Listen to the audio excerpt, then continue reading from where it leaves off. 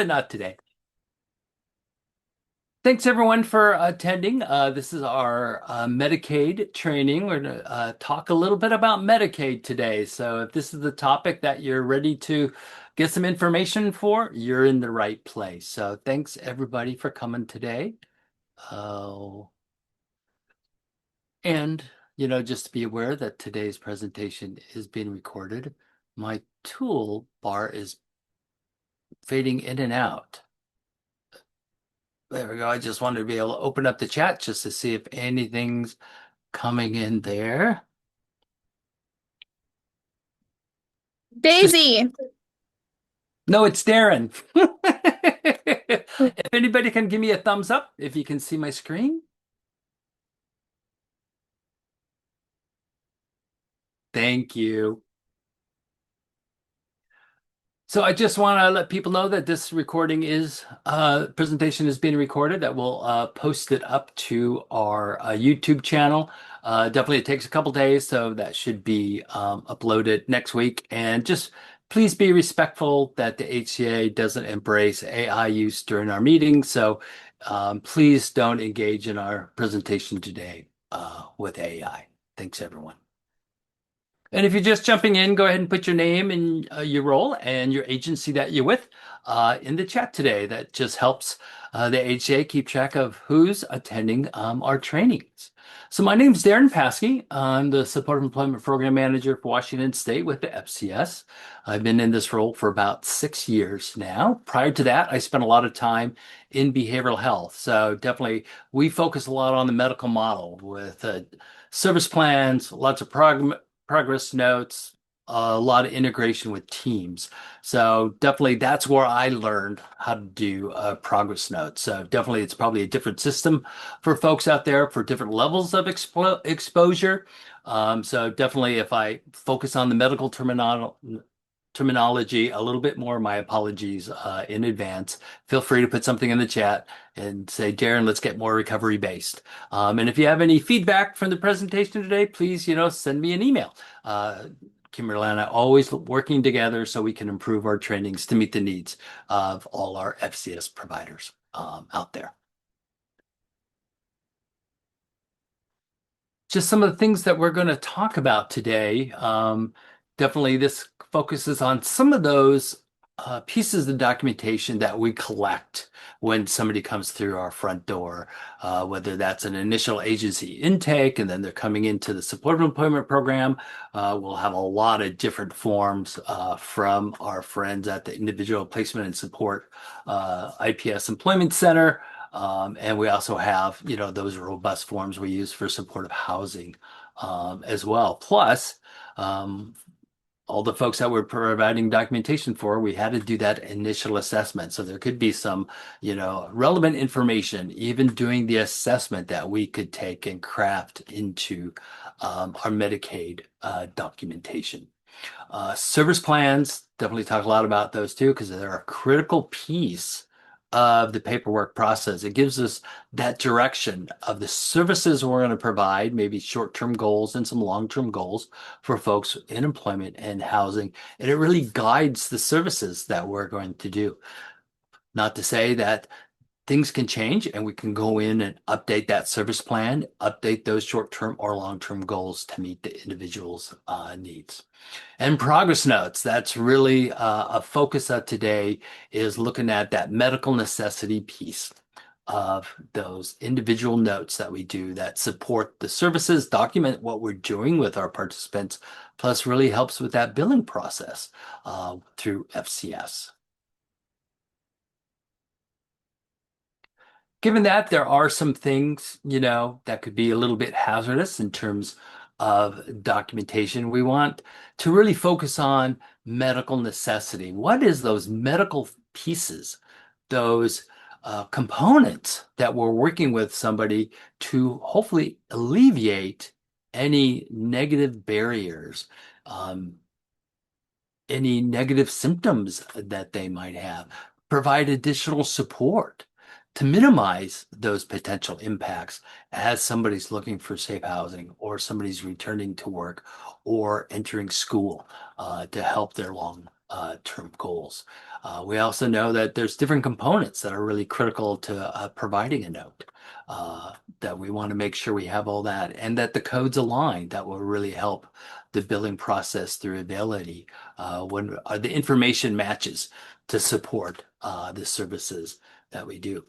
Be aware that all the great services that you do, all the services I remember doing when I was direct service, not everything that we do is a billable service. And that could be hard sometimes. When I was operating a program, I had multiple staff and I had productivity goals, revenue goals, you know, employer contact goals, time in the community goals, lots of different goals, a lot of information I tracked.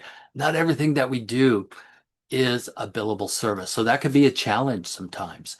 It's really important to be able to leave messages on somebody's phone to update or a reminder about appointment or update about employer contact.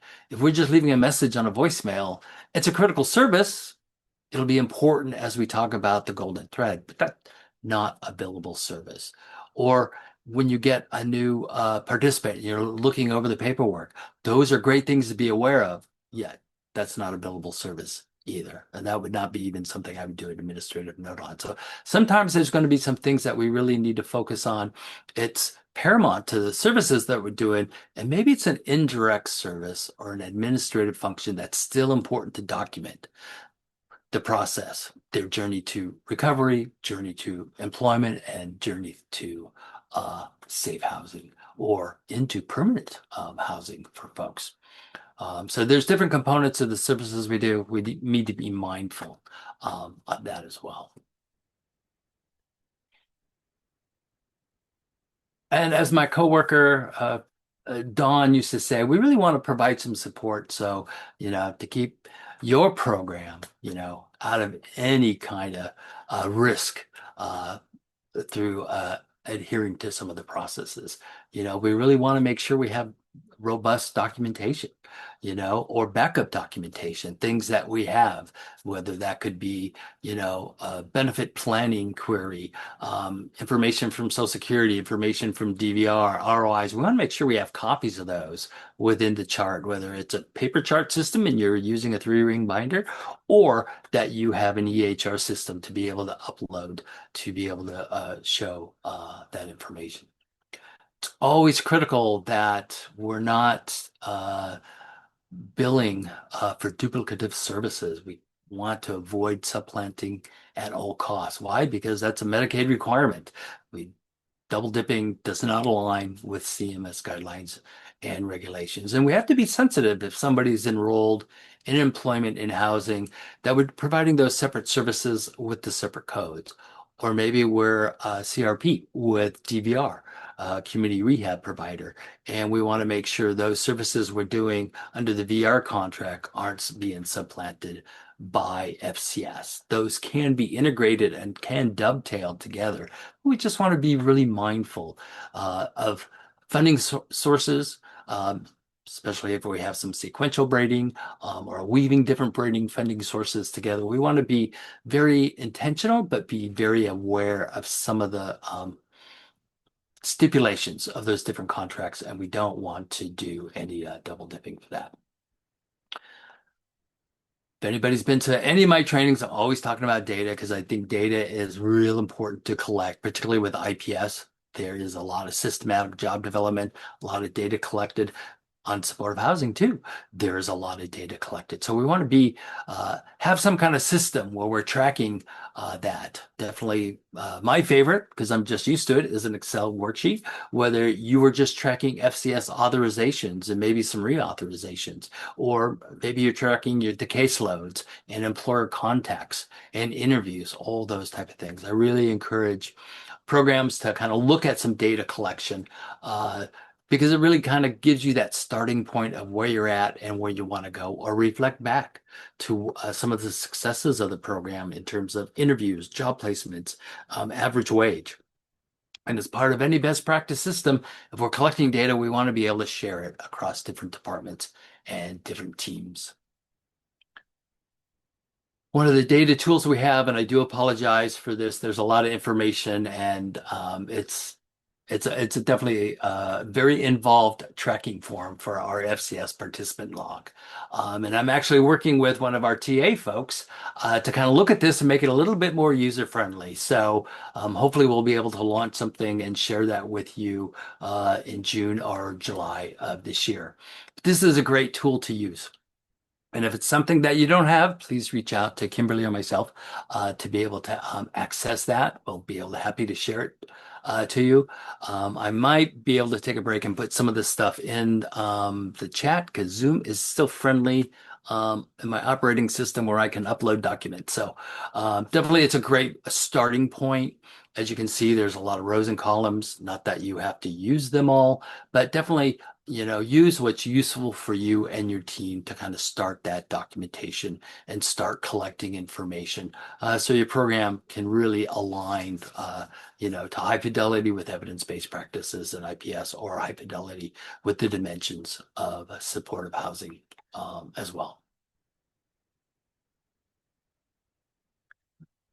So I was just going to do a quick overview of the FCS services. Definitely, if you're interested in more information about our services, we do have our monthly FCS 101, the third Wednesday of every month from 10 to noon. Definitely, you're welcome to join us for that. But these are some of the foundational pieces of that's going to impact and help. The information collection process because as we're developing relationships with individuals, some of the things that we need to do is kind of really learn from them, maybe about the past, what's going on presently, and where they see themselves in the future. Sometimes it takes a lot of support for somebody to change that personal view to where they've been and where they want to go. A lot of folks I worked with had a lot of trauma, very fearful of stigma, and they want to avoid some of those painful events. So we really need to work with them to find out where their strengths and abilities are, and maybe some coaching or some role modeling that we could do to help them with some of those challenges that they face. So we really want to focus on those person-centered services. And for employment, we really want to focus on how earned income may impact benefits. So do some early education, building a rapport, and the same is true with supportive education as well. And a lot of these elements, they're very similar to housing that we'll just see in a bit. And we're aware when somebody, actually gets a job or starts school, there might be some different supports that they need or some new challenges that come up. Or maybe we can help them with some new skills and development, or maybe managing their anxiety, helping them with problem solving, helping them with time management. Lots of different elements that we could start weaving into this indirect services that we provide folks. So this is just some of the few things, to kind of think about when somebody has a job, again, benefit education, but maybe we need to do some advocacy or educate our participant about the potential benefits of an accommodation. Or if there's disclosure or release of information, maybe we can even negotiate, with an employer. Maybe we can help somebody learn some tasks on the job, maybe on site, do some job coaching, or maybe do some coaching off site in some off hours from their work shift to help them with some skills developments. I used to do that with, cash handling with folks who were in food service or being a barista, how to manage customer service and cash handling skills and abilities, and looking at what those long-term supports might look like for somebody to maintain employment. And on the housing side, some of the very similar things, completing that assessment. I think it's so critical that we can pull information that the participant shares with us on what some of the challenges are. So that could be some benchmarks for how we address some of our individual sessions coming up with an individual. How do we coordinate, with other participants or other providers or stakeholders, or maybe some resources development with folks? Is there some of that service plan training and being really intentional about what those short-term and long-term goals might look like for somebody with housing? And how do we do some advocacy or teach people on, finding a neighborhood that might align with their desires, build a relationship with a landlord, how to build natural supports with your neighbors. Those type of things can all incorporate into some of the notes that we develop with folks. Housing also has some resources on the Pathways to Housing website about financial skill building, financial planning, getting a credit report, how to create a budget, all those type of things. All this stuff can trickle down into creating a note when we're working with participants. And just like with employment, when somebody actually attains housing, there might be some challenges, or maybe they need some assistance in connecting with utilities, where the garbage bin is, how to be a good neighbor. Maybe some of those kind of things can really be important in some of the sessions that we'll have with somebody. Maybe again, there's some advocacy, maybe you move into somewhere and you find out maybe something's broken or something doesn't work. How do we work through the landlord to get some of these things fixed or repaired or replaced? But maybe there's some daily living skills that somebody might need just in terms of mixing water and bleach so you have a good disinfectant solution to be able to clean counters, to have something clean to prepare food, or being attentive to a stove so things don't boil over or nothing burns in an oven. All those kind of things that can be really important in helping somebody be successful. And maybe some retention, those ongoing check-ins with folks to kind of see if how's the new house going? How's your neighbors? Different things like that. How do you like your neighborhood? All those kind of different things that can go on. And again, really focusing on that benefit management, working with folks on a budget. Sometimes I've worked with folks who move into a new place and it's just like, wow, my budget, my cash income isn't as much as I thought. Maybe I need to supplant that with a part-time job. Or maybe now that I have my own residence, maybe I could really go back and finish my degree with school. All those different things, how we can support them to be more independent and hopefully have some career progression as well. So I'm going to talk just a little bit more, about some of those things that go into the documentation piece.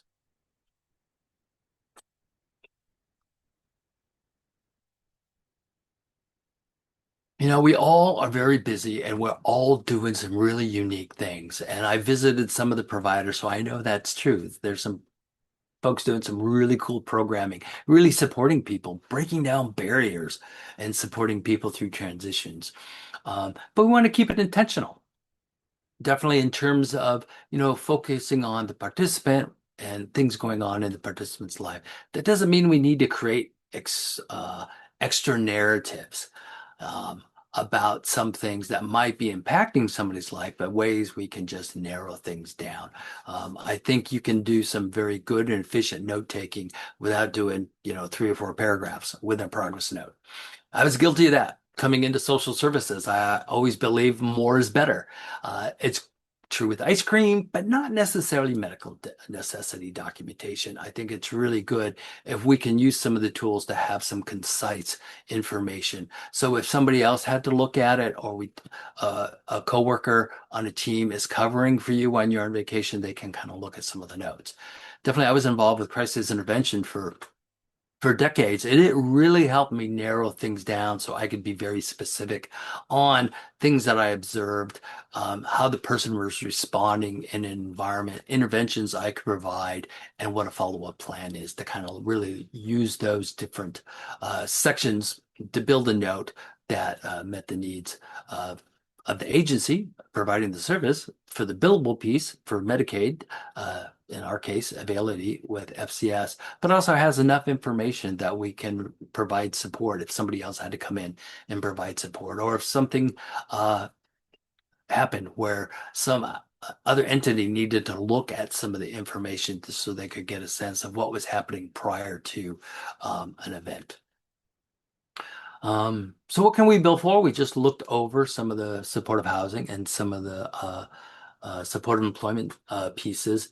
Because of the difference in the per diem rates, employment is broken down to 2 codes, 2023 for the pre employment piece, and 2025 for those sustaining services. And then housing with their per diem rate for the daily rate is 0043. So just intentional in terms of billing and making sure your coding and your documentation match up. We'll be talking a little bit about the golden thread today. Kimberly and I are working on revamping that a little bit because it's an important part of the documentation services that we provide. And we want to be able, we'll talk a little bit about it today, but we're looking at developing something more to do a little deeper dive. If some of you folks have gone through the Rutgers sixth session golden thread, it's not going to be anything that intense, but all those are available on our YouTube channel, the FCS channel.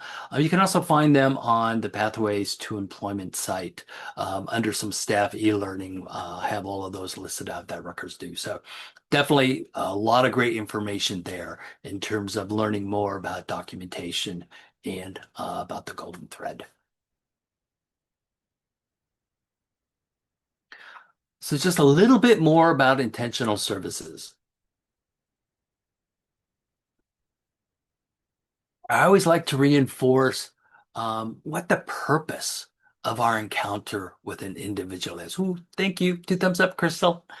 About the services are we doing? Is the service of the support, the guidance we're giving, is there a medical related piece? Is it part of a social determinant of health? Maybe somebody just wants to feel safe. Maybe somebody you know, has anxiety and very fearful, and maybe they need some additional support or some new tools to provide ways to decrease uh, my anxiety, maybe help with my breathing, maybe to be mindful of some of the things that I might be responsible for that could increase my anxiety, or on the other side, also decrease some of my anxiety or fears. Sometimes people are on a lot under a lot of duress, under a lot of pressures, and maybe their ability to make choices isn't always healthy. And maybe we could look at, healthy choices to support people. Or sometimes because of trauma or behavioral health issues, maybe there's some cognitive impairment, or maybe there's a physical disability that people are also working with, or maybe there is actually a medical issue. I worked with a lot of people who did have some severe medical issues, or diagnosed with cancer and dealing with some of those emotional pieces, plus being able to engage. Those are all some really large topics that we could bring into that medical necessity piece. And hopefully we're working towards an outcome. That's kind of why we have a service plan to kind of give us some direction. Not to say that we're going to have significant change after every encounter. Sometimes you will. Sometimes there's some breakthroughs, but sometimes it's building a relationship with somebody, getting some information, giving them some guidance, and letting them make some choices. Sometimes people make choices that might have some negative consequences. And it's really hard to help people through that situation, but kind of having that ongoing support and guidance to help people navigate some really difficult situations. Definitely in the behavioral health environment, I did all my training in, and some of the behavioral health folks out here today, there's a lot of diagnostic criteria we would collect being a behavioral health organization. That information helps with building documentation and addressing specific interventions related to somebody's diagnostic criteria. But going back to that maybe initial assessment that folks have come into an agency, or looking at some of those pieces from the housing or employment assessment where the person highlights where their needs are desires, or maybe some critical needs. Maybe it's just about food and a safe place to be, or being in a shelter, or declining a shelter and looking at some other resources. So all those kind of social determinants of health things can really help provide that purposeful um, interactions that we're going to have with somebody. And I also caution, about those engagements. Sometimes there is some small talk in some of the uh, individual sessions that you might have with somebody. Just make sure that's only a few minutes and you're there to really focus on some of the needs at hand, that we don't want to spend, a half a session talking about somebody's, favorite series, Lord of the Rings or whatever is on Amazon, that doesn't take over and control um, our time together. I think that's natural for some socializations, but really keep some of those things to a minimum. And that's not necessary to include in your documentation when you meet with someone.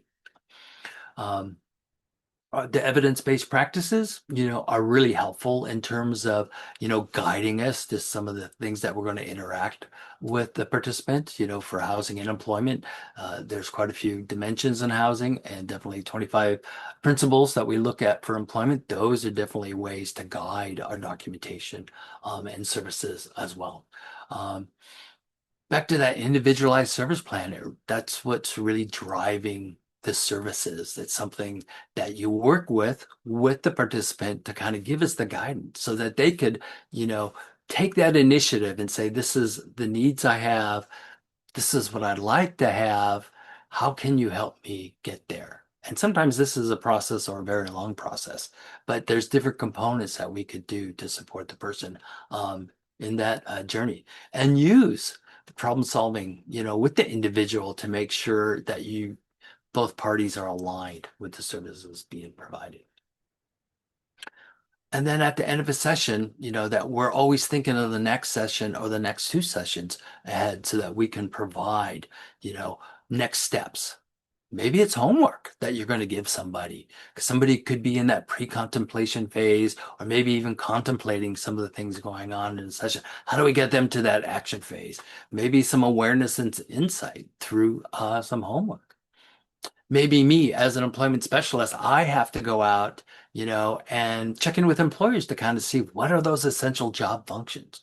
What does that hiring process look like? What do they look for in a candidate that might help me, add new information to somebody's resume that we can work together and develop something. So sometimes there's some small steps and sometimes there's multiple steps over multiple appointments. It might take a month, to get that resume done and do some job development and come back together and, refresh it depending on what the market is and for different employers. And I would think that would be the same with landlords in terms of somebody might have an idea of what they want or where they live, but maybe you could take them to the location to kind of see, do some reality checking. Does this really meet your needs? Is this what you were thinking about when you had heard about this neighborhood or heard about this section of town?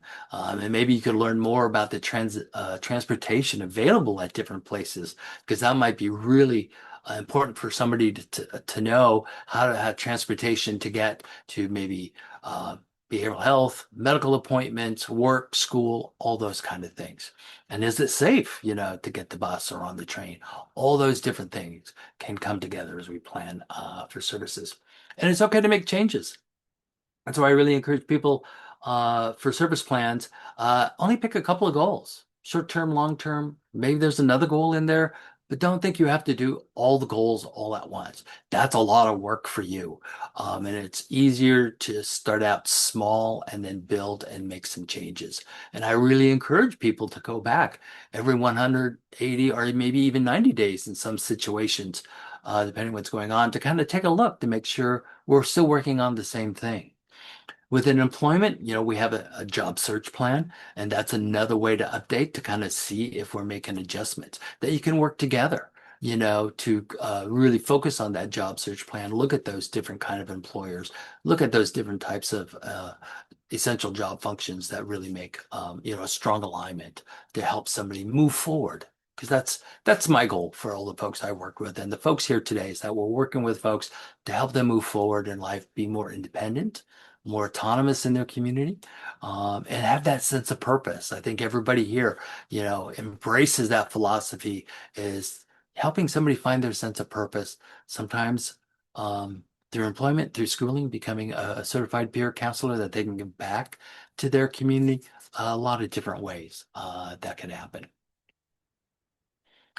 Any questions right now, kind of about intentional services and alignment? The services that we're focusing on are really aligned with the service plan.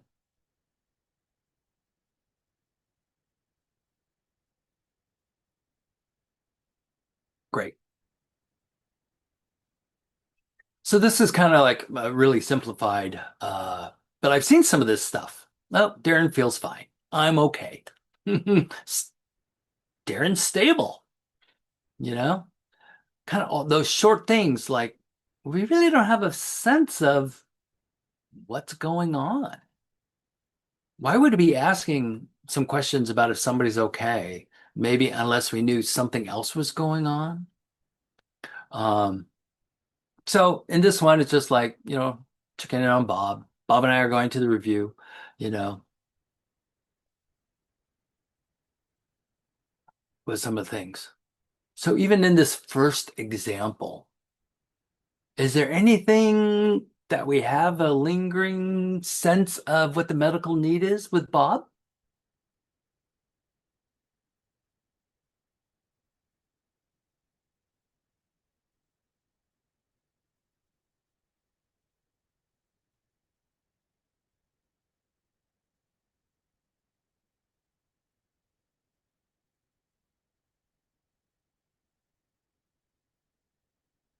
Nobody has any ideas. We got a lot of people here.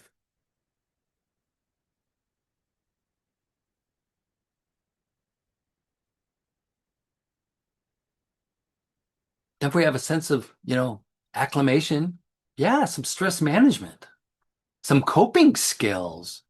Be interesting to see what those coping skills are. So we have some of those developments in this first piece that, from my perspective, yearns for a little bit more uh, information.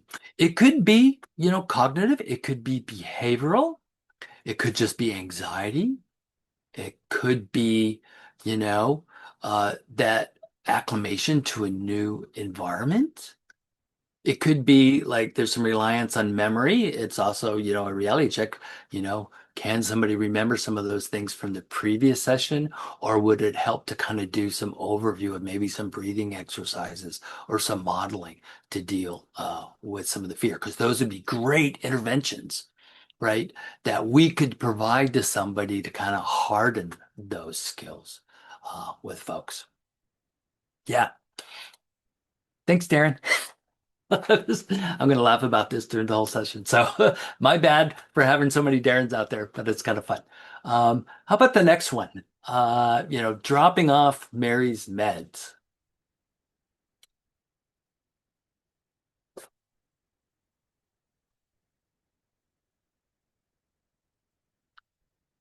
What kind of things do we think about, just with this brief information here? Oh, yeah, trust relationship. Good point. Thanks for sharing that. Yeah, there's definitely some medication management thing going on. The first thing I always think of is like, is this something an employment specialist should be doing, dropping off meds, or even a housing person? So the first thing to me is like, is that part of the service plan for employment for somebody to do that or for housing? It could be, depending on that relationship that you have and how maybe you're supporting, the team. Definitely as people, yeah, it sounds like a drop by, like could that be a billable note? You're just dropping off a package, where's that medical necessity piece? But definitely, as people said with the medication management piece, it sounds like there's some underlying thing being treated. It would be nice to kind of see what that was, because that would make more sense if one day I was out dropping off meds and I didn't put anything in the notes, about specifically what that was going on, and somebody else might say, well, when's the next med delivery due? Just it's a little too brief, and there's no really background information about it. But we do have some of those little bits of clues that, you know, uh, Mary sounds a little insightful, you know, that maybe she doesn't really like what's going on right now, and maybe she wants to change. And maybe it's time to kind of do some advocacy or sort of engagement and maybe, sit down with the medical provider to kind of find out if there's some changes that we could support for that process. And maybe, work closer, to the doctor with, not sure what that goal is, but it's probably kind of, maybe some safety, better improve functioning. Uh, Maybe it could be just improve sleep, appetite, you know, different kind of components that, I would always want to kind of do a little bit more probing to discover kind of what that is, but not in a way where like I'm going to interrogate Mary. It's just like, wow, if the doctor did the meds, this must be, aligned with the treatment plan. That's not always the case. People change. People's bodies adapt to chemicals differently. There could be that change coming in. Yeah, and really focus on that coordination of care and be that advocate too. I think I found when I advocate for people in that capacity, it really builds that trust in that relationship uh, to work with them. That people can be aligned uh, with some of the needs. I also worked on people on less restrictive orders, and they would want to make some changes, but unfortunately, those changes really couldn't take place as long as that court order wasn't functioning. So always kind of being aware of some of the things going on in the background as well. So this is just, a couple of important visits, building that relationship. And it's definitely sounds like some of this stuff might be going on in the community for housing and employment. And that's always good. But it's just like trying to get a little bit more information that could be really beneficial in clarifying some of those, the relationship and what's going on during that encounter. And just, also making sure you have the right location, right time, all those kind of different components that build up a note. Let me just kind of peek over here to the chat. So something's going on. Yeah, the course of care. Oh, thanks, Ian, for checking in. Definitely, we have this every other month, so you're definitely welcome to come back or check out the recording as well on our YouTube channel. So thanks and enjoy the rest of your week. So again, going back to those intentional services, my apologies if I've repeated that so often.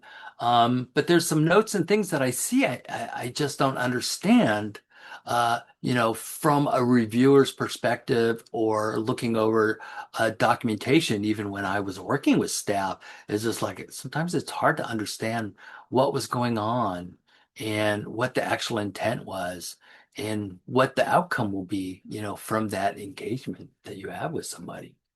Um, and are those outcomes, are they related to the treatment plan?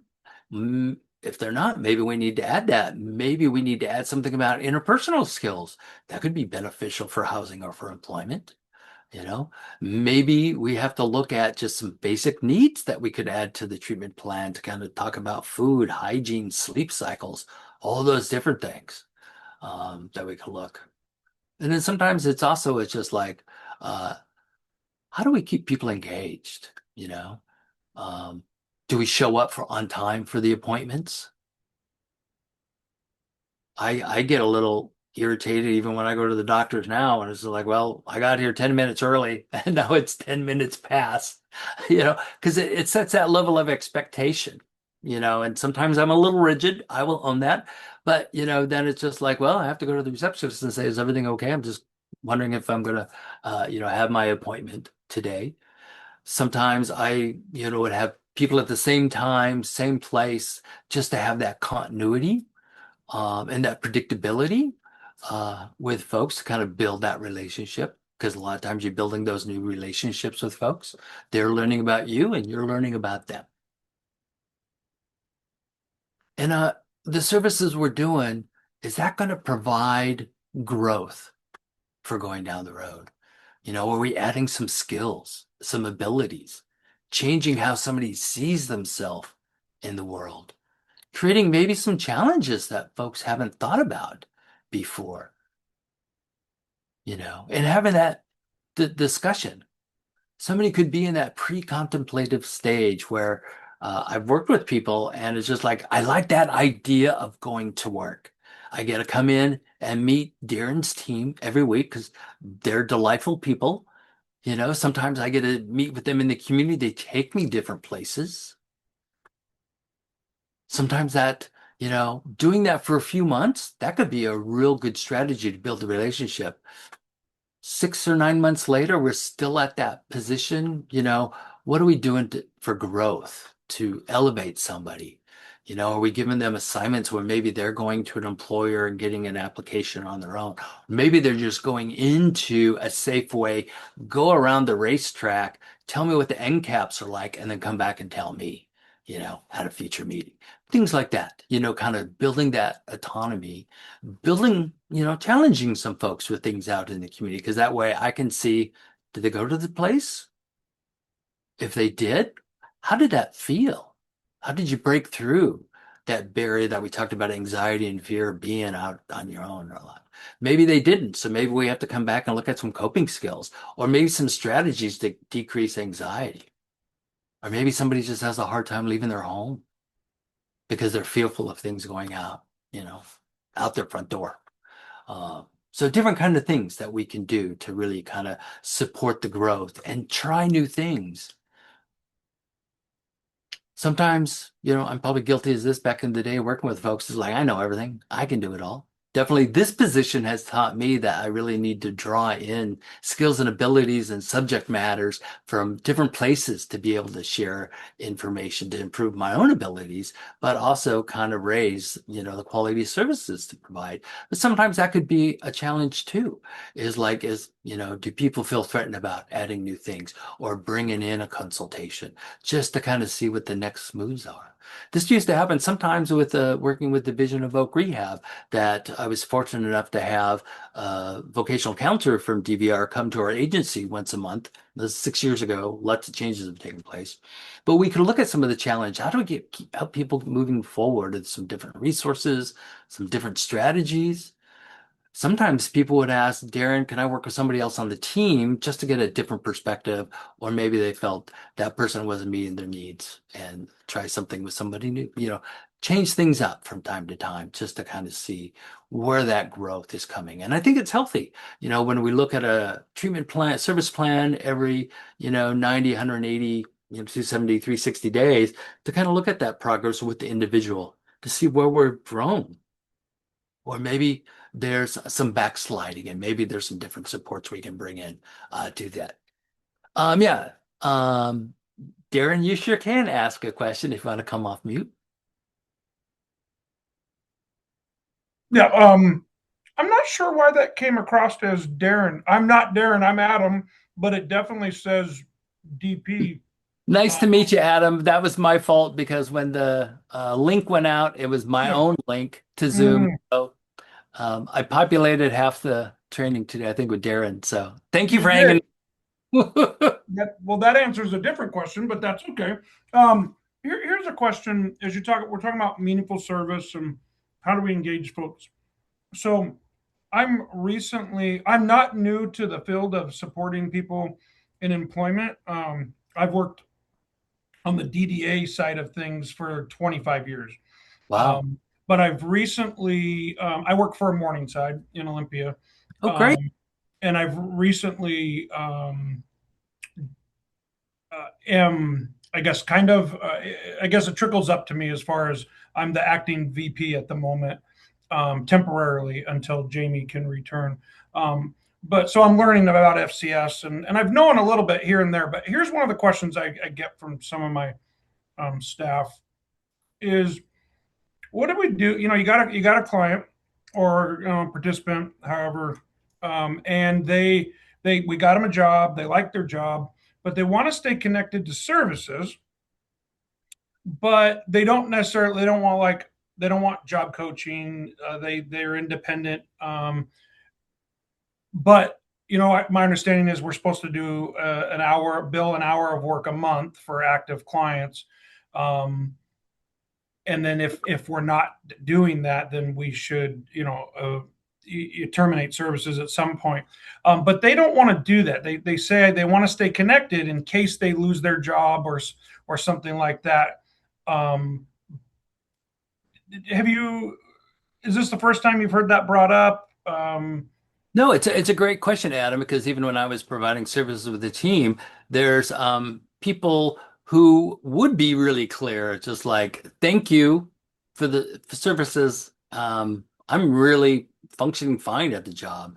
I think it's time for me to move on. So yeah, we would terminate within our employment services program with that. Other people would say, I feel more safe. I feel more comfortable. I feel support because it just helps me knowing that I could call Darren, and he'll Yeah. answer the phone and help me through a struggle. Because at least in the program that we had, we would really encourage people, who are you going to call? Your employment specialist, we are the ones who want to really support you in school and work. And that would Mhm. be the same case management therapist or, supportive housing. So the foundation for community sports is that individual choice, and that's same in the evidence-based practice for employment and housing, that those folks are in the driver's seat.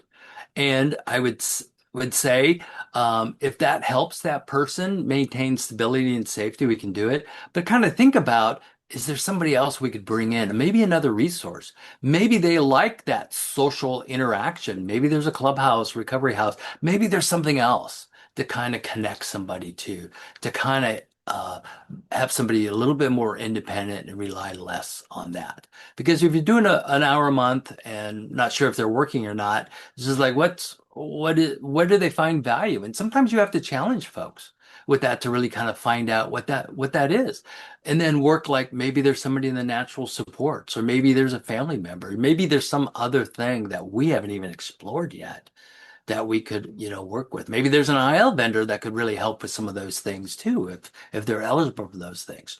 Maybe there's somebody within our, code program with ULSA or even with DDA. Maybe there's a different resource Mhm. to connect somebody with that you hadn't thought about that until you start kind of looking at how to, structure things a little bit differently for folks. Because my belief is that we want to keep people being reauthorized for FCO services if there's a need. And sometimes, that person's going to say, yeah, I don't want to lose my connection with the Morningside. They've been great. Yeah. Okay. I have, just due to the nature of, I have several questions. I'm just wondering, I Okay, think it might be better. Would you mind sticking around for just a couple minutes when this ends absolutely. around 3, and Yeah, we could chat for a couple minutes? I'll try to end, definitely a little bit early, and so that I have some questions. We have time for questions Okay, uh, cool. Yeah, for that. And I if don't want not, to I'll interrupt the definitely. flow. I'm going to take a break to try to put some stuff in the chat for about 10 minutes, and this might be just a great place for 10-minute break. But I'll Okay. put my email and stuff so we can also do some chatting offline. I love to do that too. Okay. Sounds good. So, you want to take a break for a minute then? Yeah, thank you for. I'm just going to answer Jennifer's information in the chat too, but thank you for bringing that up and sharing and coming off mute and sharing that, Adam. Jennifer says people unstable, a lot of anxiety. Yeah, it does take time. It is a process. I've worked with people for decades, and kind of as Adam said, that they didn't want me to close them out of the program because one person, with Social Security benefit stuff, they were really always concerned about their reporting, and they were so concerned about getting a raise. So, I'd work with that person, work with the family, a lot of things. So there wasn't a lot of services going on, but I kept them open as long as I could because I knew that was a point of anxiety. So sometimes there's something down the road, anniversaries, benchmarks, raises, Christmas vacations, whatever it looks like for that, or anniversaries, loss of loved one. There could be some different things that people need that extra support to, but also build that natural supports to help them out. So yeah, why don't we go ahead and take maybe a 10-minute break, and I'll put some stuff in the chat, and hopefully I can upload some documents as well.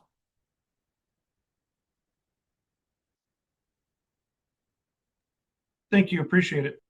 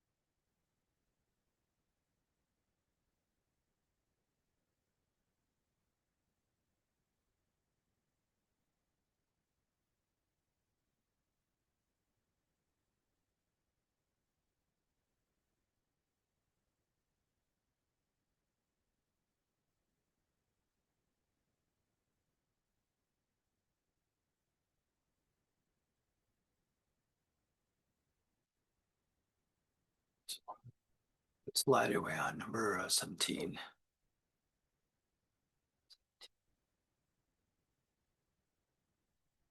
Do I have that on in the PDF?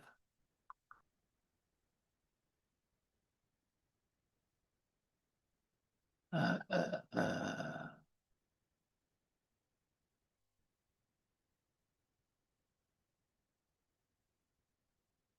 hmm.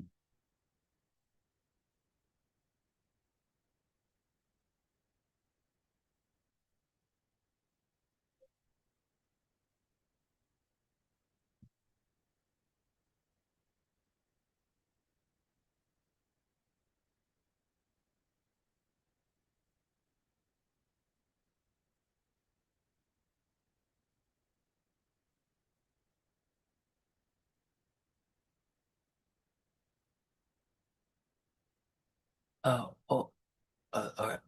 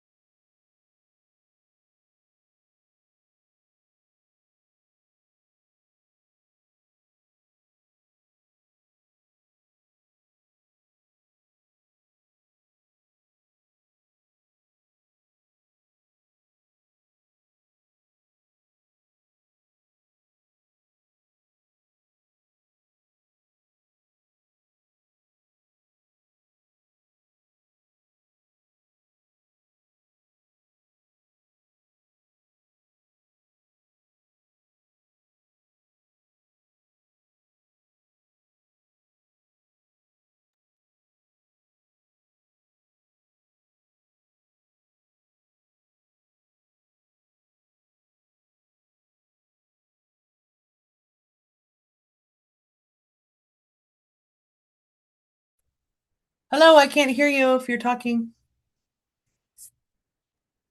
I'm not. We're just in the middle of a break, and I just took my muted myself because I usually talk to myself trying to find some of the files, so I wasn't going to burden everybody with that process. But I'm so sorry, I missed that part.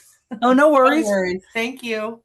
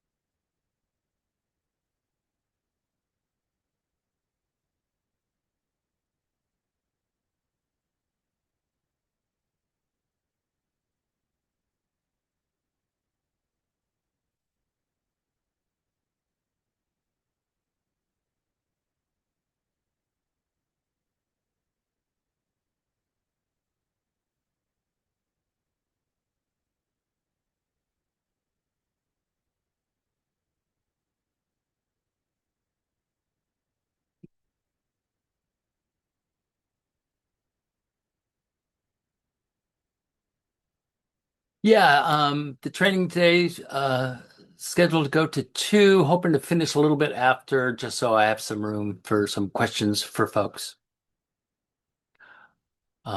And today's presentation is recorded, so it'll be uploaded probably next week onto our YouTube channel. I did put a lot of goodies in the chat, so there's some documents I want to go over today. So hopefully we can follow along together through some of that, just to make people more familiar with. There's some additional resources, information to access as we look at, focusing on Medicaid documentation.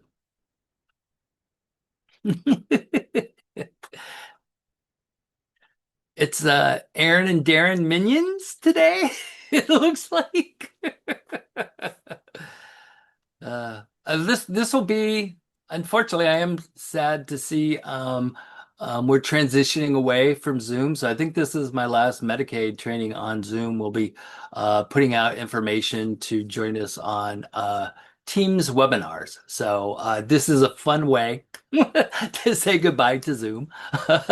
Definitely, I will miss having Crystal here. She is super helpful for getting this up and going. So, yeah, I did mean 3 o'clock. Guess time is flying for me today. So, yeah, you're quite right. Thanks for keeping me on task, Patty. I was just typing that too. I was like, wait a minute. I looked at the schedule and I was like, wait, no, it's 3, not 2. I was like, we're going to get everything done in 2 minutes. I don't think so. I don't think so either. Yeah, so it with Darren, it does take a village to keep me on track. So I appreciate that. OG Darren. Gotcha, Aaron. Okay, so thank you for everyone for questions and check out the resources. Thanks for people keeping on track. I appreciate that. So, when it comes to some of the things we're talking about today, there is that financial linkage, in terms of we want to create documentation to support the services to meet the expectations of Medicaid because WellPoint is our third party administrator and they're our Medicaid pass through. So, everything does, focus on those Medicaid standards that are set by CMS. So definitely, our 1115 transformation project waiver has given us some flexibility, but at the core is still those Medicaid services. Nope, you're right. Original was 1 to 3. I don't know what I was thinking when I said 2 o'clock. So yeah, we're good till 3. So hopefully we'll end just a little bit before, so there's time for some Q&A at the end. Ooh, Shannon, that's a great question. I can't see why you wouldn't need because it sounds like they have some restrictions uh, for that. And I think it would always be good to be able to have that part of the treatment plan to kind of say when that monitoring started and when that monitoring stops, and probably some consultation with whatever provider is doing that monitoring. Is it DOC? Is it more of a medical issue? Those type of things. I've worked with people who have been on kidney dialysis. Sometimes, that's when you met with them, when they were getting, that service done to provide support. So definitely there's always some of those real world things that do, focus on stuff. I don't know with that person if there's some leeway if they can come to your agency or not, but I could see that could be a great way to keep them connected to things in the community to build up that support when they're able to, meet their obligations and kind of get those bridge work and infrastructure going to support them once that does happen.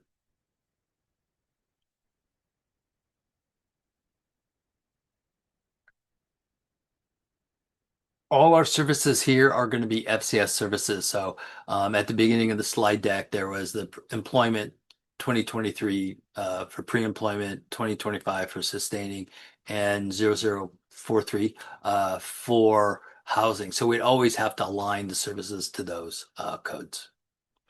Definitely provider one is your friend because you want to be able to when you first ask for authorization to make sure their Medicaid is active at the time of that.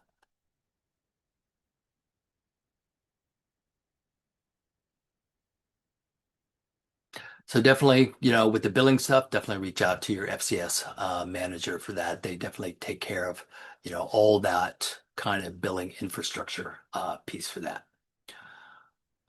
So some of the things that we're looking at in terms of, aligning services that we do, some of that time management, are we providing services out in the community, at their residence, at a library, at a job site, at DVR, at Social Security, at DSH, all those things, can be billable services. Just be aware, waiting for somebody, that's not a billable time. Driving somewhere without having some direct goal focused, skill building, stress reducing conversation that you can craft a medical note. Otherwise, it's just transportation, and CMS within the MTP 1115 does not reimburse, for those services. But we could look at, time spent in the community. In my role, that was going out and meeting with employers. Those could be collateral services, not just going, say, are you hiring? Yes or no? We're missing those elements. Why is Darren going out doing this on behalf of somebody? Oh, well, my participant is too anxious to leave. They said if I agreed to go out and get some information, bring it back, then we could work on the person coming out with me and going to employers. You know, maybe I am going to go and assess an environment for risks. Maybe I know there's a medical condition. My participant has a seizure disorder. I'm concerned about safety. I'm going to go meet with an employer to kind of learn about their environment, about those safety concerns. Um, maybe I'm going to do some sort of engagement. I haven't heard from somebody who's been working for a while. They haven't returned my messages, not responding to emails. What can I do to try to engage, to see when are they still working? Do they need some services? How to engage with that, and that job development piece. And when we talk about job development, we're always looking at evidence-based practices from IPS. IPS works in terms of that. And for high fidelity, for job development, that's having face-to-face encounters with folks. It doesn't count if you just go in and go to Taco Time, Taco Bell, and see, hey, we're hiring. You go in, are you hiring? Yes or no, and leave. And then I'm writing a job development note. Where's the medical piece? What barrier are you trying to assess for your participant? Did you find anything out about a work environment? Do you know the essential job functions that the hiring manager looks at? Do you know what a good candidate looks like for that person? That's the kind of things we're talking about, job development and collateral services.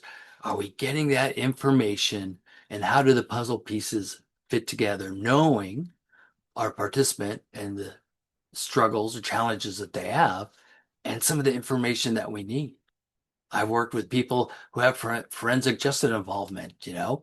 How does that work in terms of hiring? Are there certain positions, that's not an issue? Are there certain positions where they might have, some limitations? And so the company would want to pull a background check. All that stuff is going to be really critical information, to be able to share with your job seeking participant. And I'm sure the same is going to be on housing, in terms of finding landlords, definitely what criteria they need for their apartment, or, you know, is there some wiggle room in some things about a deposit in first month? Do they allow pets? All that kind of stuff, collateral services. So we can come back to the participant and share that information, and then we can see how they react.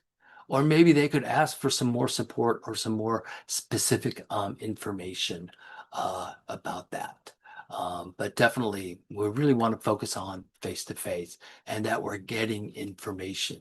Or maybe the hiring authority is not in, but maybe we could talk to a manager to kind of see what are the top 3 skill sets, qualities that we're looking for when they're looking for, a sales associate or a stalker or whatever positions that might be, that we're actually getting that kind of information that we can come back and share, with the individual.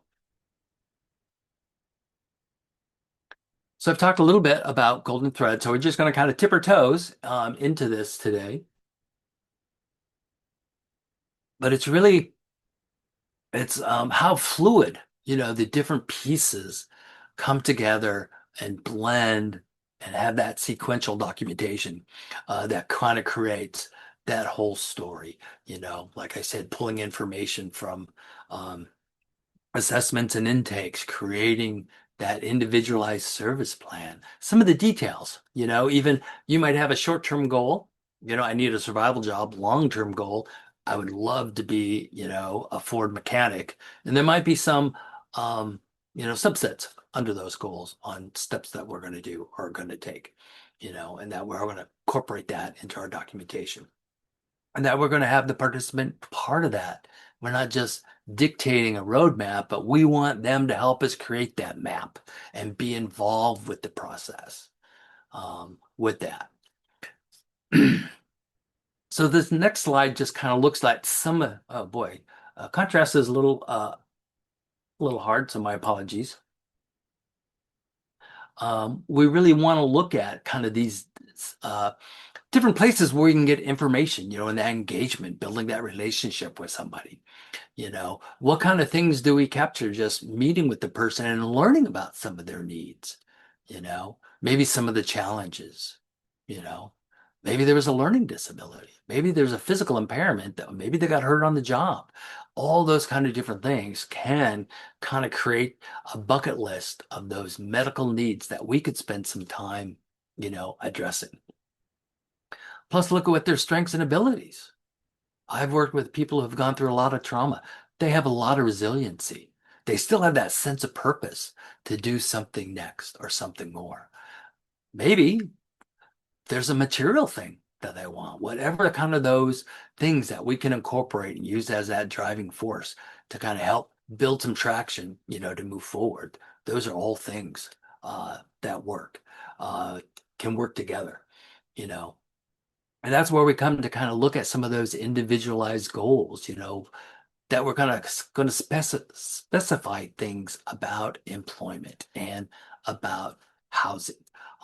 Like I said, I wouldn't do more than a couple because you want to manage your time and ability. And I always liked it when I could cross a goal off and make a new goal that we could work on with the participant. We really want to make it individualized. So we really want that person's input. And maybe those are some of the sub goals that we work with. Like, okay, your goal is a survival goal. Can you explain a little bit more what that means? Are there some things you don't want to do in terms of a survival job? Is there a pay, a wage that you're looking for that you can make ends meet? Is there a transportation issue along with your goals that we should be aware of? Do I need to help them with bus training, get a bus pass? All those kind of different things. Interview clothing, definitely I can create very robust goals for this, but we just really want to be able to manage and what's going to be beneficial, to the individual, kind of to support them on their journey. And again, that the services we do align back. I think that's the really strong chord about the golden thread is like, how does that link back to the service plan? How does that link into the services we are now going to provide in the community on behalf of the person or with the person, with us? And we want to take time to go back and make sure we're still on course with that. Has anything else happened that we need to add some additional information as support? Do we need to bring in a resource, a subject matter expert, something like that to really help with the process that's available? Maybe it's internally with the team, maybe it's external as well. And document what we're doing. Definitely a time management task that I use with my team is making sure that you have probably 10 minutes in your session to kind of work on the note with the person there. That way you can get things done and the paperwork isn't stacking against you. I think that's one of the hardest things in social services is the demand of documentation, but you can do some of that stuff together with the person as well. And it's all, having those chords with a treatment plan and maybe being cognizant of some of those things in the initial intake, or, adding new things too, as people want to do schooling or finish their GED or start work. There could be a lot of different goals, particularly if you pivot when somebody has a job, kind of doing a new retention plan, which could be the same for housing. You could have a plan for different things you're going to focus on when somebody gets housing that can really, be person-centered in terms of the individual support that they're going to need to be successful.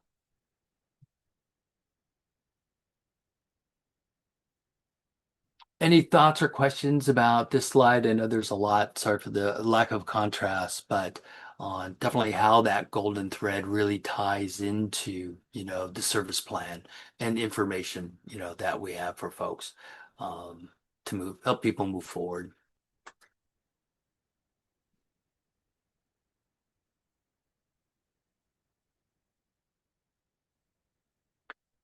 So medical necessity. I just see this as a challenge in terms of some of the documentation, I see,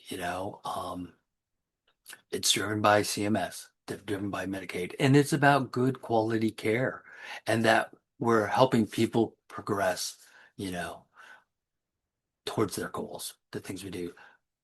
And granted, I've worked with people who have some very great short-term goals, and maybe things are done in 6 months and they're on their way. I've had other people where it takes years to build up for some skill building, that level of confidence and support for them to be ready to go out and engage with an employer, or even thinking about part-time work and those type of things. Or maybe, different services that you can provide to support the family as well. So we're not the only ones that require documentation. Medicaid, Medicare, insurance uh, providers, everybody looks at documentation as a way to gauge if services are done correctly, coded correctly. So it's just not FCS. It's kind of that world of health services out there. You know, some of the things, one, it helps you as a clinician. It shows your productivity. It shows that you're providing those services, that you're aligning and meeting the needs of the individual. It could also help with places where you might have high workforce churn. That's a real thing. It's been that way for a few years now. To help that next person, coming on board so that they get the information they need. It also helps in those situations, if you're doing vacation coverage or new staff, that the person doesn't have to tell their story all over again. That can be really traumatizing for folks. Even when I worked in direct services, there were people said, "Oh my gosh, Darren, I lost another case manager. They rotated. I hate retelling my story." You know, that orientation process, acclimatization process with new staff, it's hard on me to do. So some of that could preserve that relationship that we have with folks. And we really want that medical mindset. The services that we do are related to some barrier, some medical issue. Could be a physical issue, could be a cognitive issue, traumatic brain injury, could be a physical disability, could be cancer. It could be a lot of different things that we want to make sure we incorporate that into the individualized service plan so that we're aware of those things. We're being able to add that, and that we want to make sure that each encounter stands on its own. We're not doing multiple things in a day and squishing it into a summary note.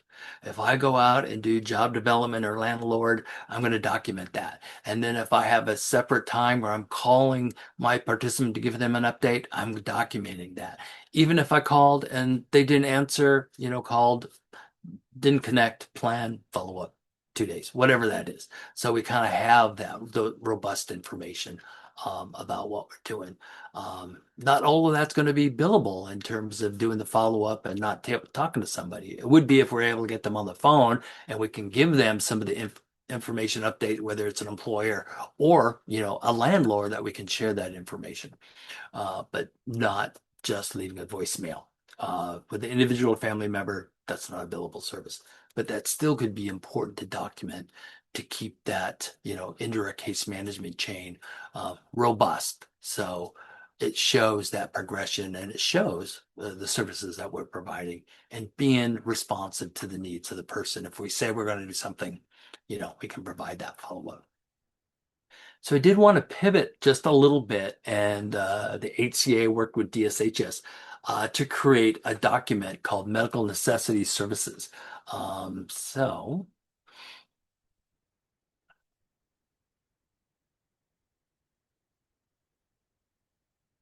well, I thought I had that one up. That's the next one I want to do.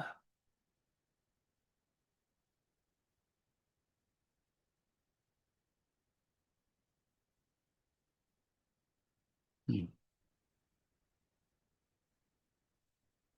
Let me just stop sharing for a moment so I can pull that up.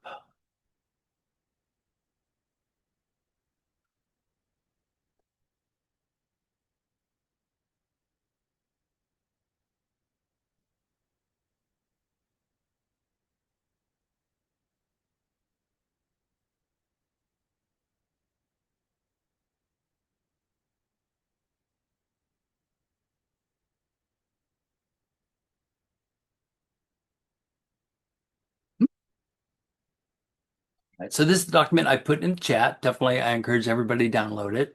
It's something that we created at the beginning of the Medicaid Transformation Project to provide, this extra piece of support for folks. There's a lot of good information. Definitely, I don't have time, today to look through a lot of it. So I'm going to skip around a little bit, but I definitely wanted to kind of tag a couple of pages. To take a look at. So looking at page 8, we kind of look at some of the pillars of what medical necessity is. Definitely these services, required by our funders. So we want to make sure they relate.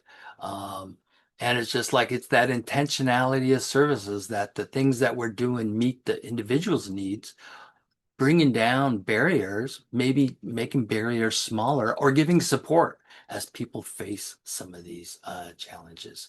So, through the golden thread, we can really document, that medical necessity need for folks. And the top of 9, it just really focuses on the services that we have. Um, are designed to fund medical services that we do. So how we tie information together to really support the things that we're doing. And as this section looks at, maybe there's some deficits, some functional deficits we're working with, for housing and employment. Maybe there's some ADLs, daily living skills that somebody can, need some support on for sleep, nutrition, hygiene, organization, planning ahead to have clean clothes to go to work or, go out to school, those type of things. Maybe managing conflict with people, whether it's roommates, neighbors, co-workers, those different things, or, time management in terms of being responsible and paying your rent on time. Are you able to do it on the due date, within the 5 days of the due date? How's that going to work? And how do you relate that information to your landlord? Or managing chores. How are you going to manage dirty dishes, laundry, grocery shopping, those different things? Time management for work.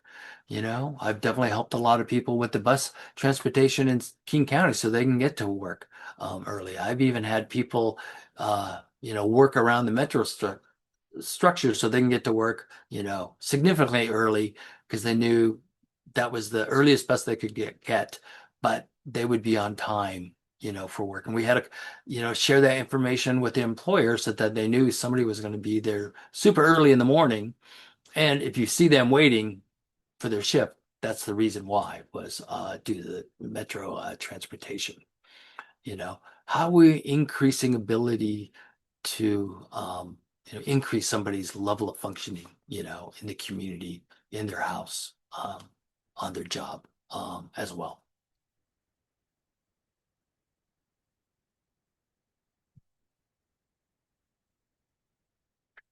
Definitely, our pillar program is built on the WACs, and you can go to this WAC to kind of see all the different things that are involved for the eligibility for a program. I'm going to jump to page 12. That, you know, Darren, you've talked about medical necessity, you've talked about medical needs. What is this thing? I just saw some stuff come up in the chat. Oh, that's unfortunate. Yeah, I put a bunch of stuff in there. I'm not sure why Zoom isn't uploading that. Crystal, do you see the earlier stuff I put in the chat? Because sometimes if people come in new, you're not going to see things earlier in the chat. So we're going to try to end, 15 minutes early today, so we have some Q&A time, and I will re-put those things in the chat. So thanks for bringing that to my attention, because definitely I want you guys to have these resources. So thanks for that. I don't know if Crystal, if you have access to be able to upload some of those things that I put in earlier or not. But this is why we have the shared information. Sorry it didn't work out for everybody, but we really want folks to be able to kind of key in on what medical necessity services are, and we want the services, to be, that align to what the person's, needs are, or what their diagnostic medically or behavioral health is, what those needs are. So that, again, that intentionality of the services we're providing are helpful for the individuals. Thank you, Ton. Awesome. Um, so kind of 12, 13, 14 kind of really look at, things that are, focusing on that medical necessity piece. To coordinate services, to have sufficient services, to support the billing claim, because we want to make sure the documentation you're doing in the coding goes through so that your program can be reimbursed for services.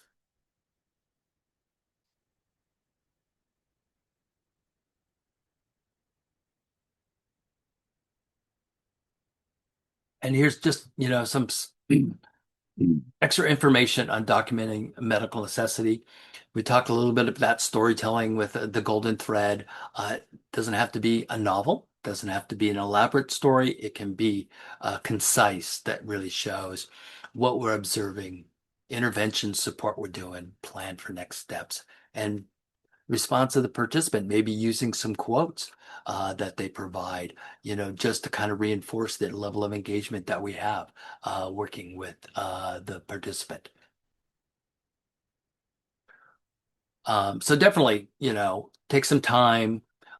There's also a little bit about, the golden thread here, and we've only seen one diagram, looking at that assessment, the goals, having some progress. We're monitoring progress, through the service plan of that, and have some of those treatment service plan reviews so that they can be refreshed, they can be monitored, they can be updated.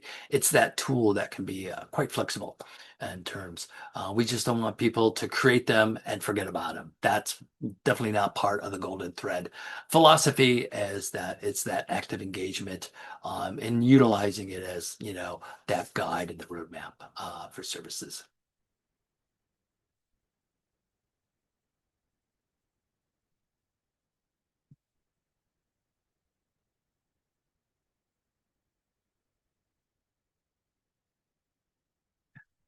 Just some guides for, as you're doing your charting documentation, I always encourage folks, do some of that documentation with the person. You can get their feedback right away, and they can give you some reflections about helping summarize the meeting, what they found was helpful, and what they would like to see as the next steps. So it's kind of that partnership in terms of the charting process. And always thinking about this is, evidence-based practice, quality improvement, interactions with folks and participants. That could be quality improvement in terms of how do we improve somebody's situation, in life. Maybe short-term, long-term, there's different strategies to really help people uh, meet some of the challenges and barriers that they face in life right now.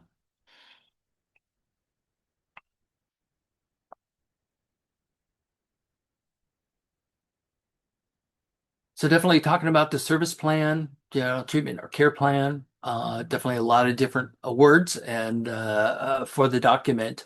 Does it list out the different types of interventions, for employment or for even housing? Does it reflect that, some of the services are going to take part in the community? Is there going to be that community time to do that? Are we going to be respectful of where the person is at and what they might need and how we can bring in supports or tools or resources to help them improve their level of functioning or just decrease maybe some anxiety so that they could meet some of the needs or some of the joint goals setting up. There's a lot of folks I work with who are very excited, to get that positive employer response. But then on the next day, it's dread because like I haven't had an interview in years. I don't know what to say, and looking for ways to kind of build tools and support to decrease that anxiety and really empower the individual to help them with that, or even offer to support them along the way. For employment, we always have to be sensitive about disclosure, whether the person's open to having that level of support, or we're a coach kind of on the side or in the background, giving people support and practicing interview skills, using your resume as a tool to guide you through the interview process and how to answer questions and just how to have eye contact, and dress appropriately for the work environment, all those different things that come together for that. So, definitely, goals in the treatment plan, maybe some objectives will come up in the note that are going to be short term, to get somebody through that piece. Resume development that could be part of the service plan, could also be within those objectives and those small term goals within a progress note too. And like I said, don't make things too complicated by listing everything out. Use it as a living document where you can make some of those changes and you can pivot to meet the needs of the individual.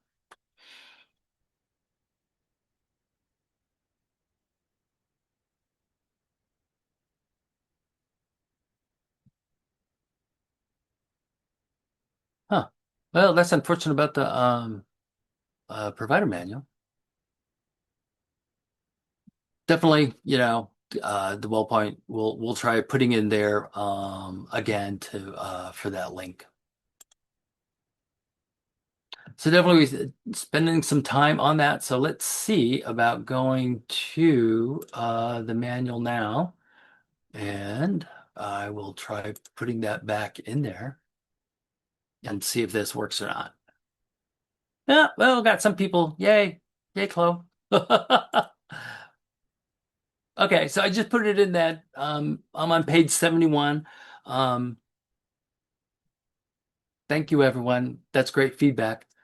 Um, that this is where we talk about best practices within the FCS manual for Medicaid documentation. If anybody was at, I think the last orientation, this was talked about a little bit about where to find some of the information. So I always think it's good to get grounded, at the ground floor of what our contract says and what we work with Medicaid to meet the needs of that too. So definitely let me just enlarge this a little bit.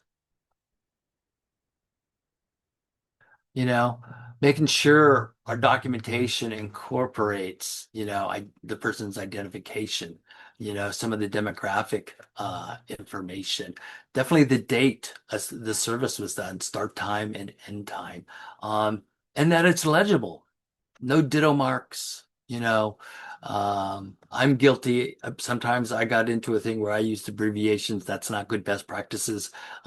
Spell things out because people can interpret things differently for the services. So just being intentional about how you're crafting the document for that. I always like it when I see Darren. It worked for me.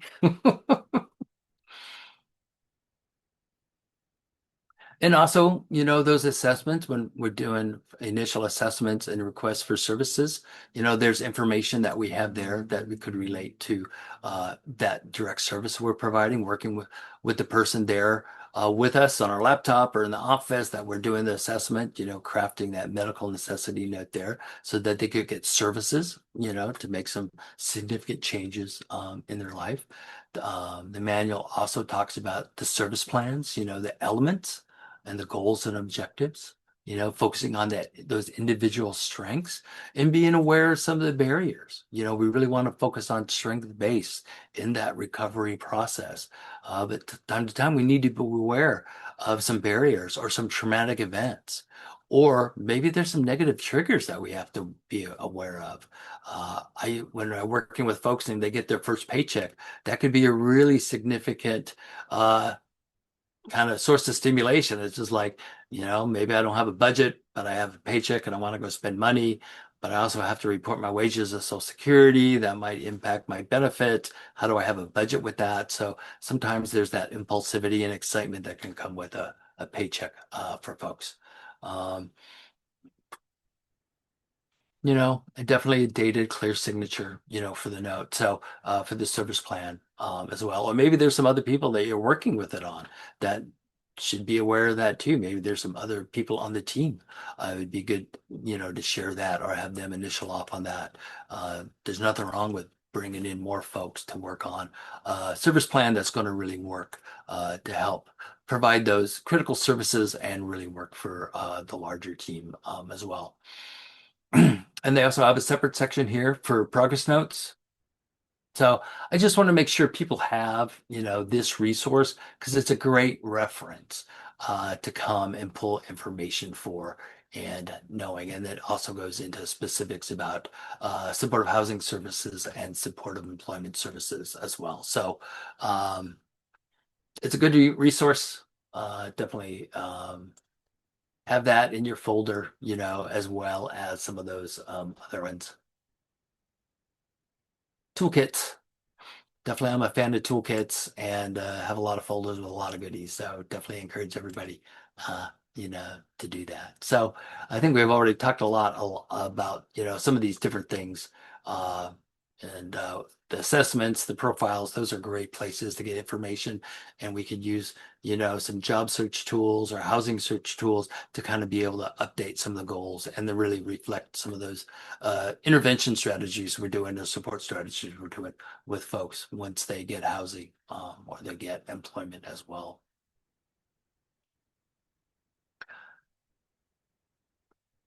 So these are some great ways to be involved with the HCA trainers.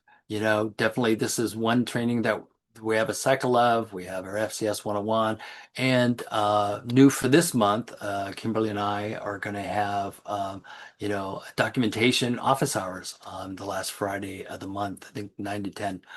So definitely that's something you can drop in and enjoy. I think it's already out through our doc delivery and our FCS newsletter. So hopefully we'll see some folks there, but it's a great way if you have some questions or need some additional support for some of the services, do that.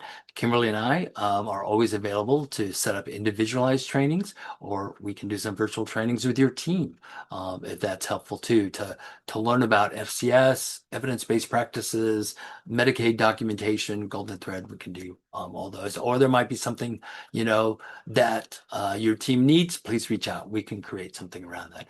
Hopefully everybody here already gets. Yeah, thanks, Paige. We're excited to provide that as well. So hope to see you there. Hopefully people already get the FCS newsletter, and are on our Gov delivery system because that's the best way to keep updated on all things. FCS for our organization, but there's a lot of different things going out through Gov delivery with the state agency. Kimberly and I also do fidelity evidence-based practice trainings to be a fidelity reviewer. So I think we both just had some courses.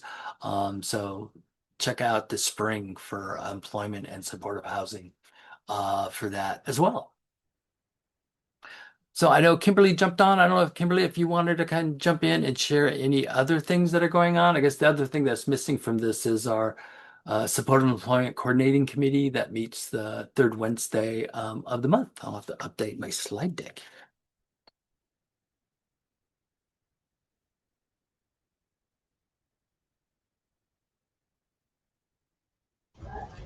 Hey Darren, this is Tiana Brave from Low Income Housing Institute. I just wondered, can you send me an invite for that supportive employment third Wednesday meeting? Yeah, I'll put that in the chat. Beautiful, thank you. Oh, you're most welcome. Yay! It sounds like I'll see some new faces there. That's awesome.